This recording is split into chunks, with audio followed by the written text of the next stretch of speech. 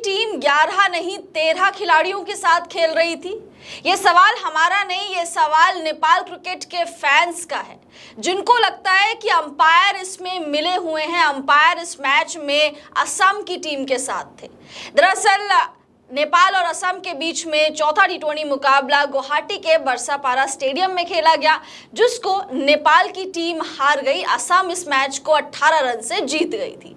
अब इस मैच के दौरान ही कुछ ऐसी कंट्रोवर्सी क्रिएट हो गई जिसने लोगों को ये कहने पर मजबूर कर दिया कि असम की टीम के साथ अंपायर पूरी तरीके से मिले हुए हैं। तो शशि, क्या कुछ है कंट्रोवर्सी? देखिए, चौथा टी20 मैच खेला गया गुवाहाटी में, जहां पर असम की टीम ने ये मैच जीत लिया। और मैच तो असम की टीम ने जीत लिया, लेकिन नेपाल के क्रिकेट फैंस का ऐसा मानना है कि इस मैच में नेपाल के साथ बेईमानी हुई थी। और वो बेईमानी कब हुई थी, किस खिलाड़ी के साथ हुई थी, सब कुछ बताएंगे। लेकिन अभी फिलहाल नेपाल के क्रिकेट फैंस बार बार आरोप लगा रहे हैं कि जो असम के जो वहाँ के लोकल अंपायर्स हैं, उन्होंने अपनी टीम यानी कि असम की टीम को सपोर्ट किया, जिसके कारण ये नेपाल की टीम ये मैच नहीं जीत पाई, वरना ये नेपाल की टीम आराम से ये मैच जीत जाती है, ऐसा उनका कहना है। दरअसल पारी का जो है नेपाल की टीम बैटिंग कर रही थी और पारी का जो है 11वां ओवर शुरू ही हो रहा था, उसी दौरान ये सारा कुछ माजरा घटा है। 75 रन पर 2 विकेट थे नेपाल के स्कोर, वहां से 100 रन चाहिए थे नेपाल को जीत के लिए। 60 गेंदों पर बैटिंग कर रहे थे संदीप जोरा और अनिल शाह, ये दोनों बल्लेबाज बैटिंग कर रहे थे और जम गए थे, एक अच्छी पार्टनरशिप लग गई थी। यहां से नेपाल की उम्मीदें जग गई थी कि वो मैच जीत सकता है। ठीक इसी वक्त एक गेंद फेंकी जाती है, 11वें ओवर की पहली गेंद। उस गेंद पर अनिल शाह खेलकर 2 रन लेने की कोशिश करते हैं और 2 रन लेने की कोशिश करने के दौरान गेंद जो फील्डर है फील्ड करता है और गेंद जाकर सीधे स्टंप पर मार देती है। और इसी दौरान संदीप जोरा जो काफी करीब पहुंच गए थे विकेट के और क्रीज पर अंदर जाते जाते के दौरान विकेट पर गेंद लगती है। अब उसी वक्त पर अंपायर तुरंत बिना कोई देरी लगाए अंपायर उंगली खड़ी कर देते हैं और संदीप जोरा वहां पर आउट हो जाते हैं। लेकिन अगर आप फ्रेम में देखिएगा, वो फ्रेम में दिखा रहा हूं दर्शकों को, बिल्कुल फ्रैक्शन ऑफ सेकेंड का मार्जिन जो था वो काफी कम था। ऐसे में उतना तुरंत डिसीजन अंपायर ले ही नहीं सकते हैं कि क्या बैट्समैन जो है क्रीज के अंदर था या बाहर था। आप अगर खुली आंखों में देखें स्क्रीन पर तो आप भी नहीं समझ पाएंगे कि क्या बैट्समैन पहुंचा था नहीं पहुंचा था। हम इसके कंक्लूजन पर नहीं जाते हैं, लेकिन अंपायर जो भी थे वहां पर उन्होंने तुरंत उंगली खड़ी कर दी, मतलब 1 सेकेंड भी देरी नहीं लगाया असम के फेवर में फैसला देने में। मतलब वहां पर थोड़ा सा डिस्कशन करना चाहिए था, उनके एक साथी अंपायर थे, उनसे बातचीत कर लेते, आखिर क्या था एक्चुअल डिसीजन उस पर आते, लेकिन उन्होंने वक्त नहीं लिया, उन्होंने तुरंत डिसीजन दे दी। इसी को लेकर नेपाल के फैंस कह रहे हैं कि ये अंपायर जो है वो असम के साथ मिले हुए हैं, बेईमानी हुई है।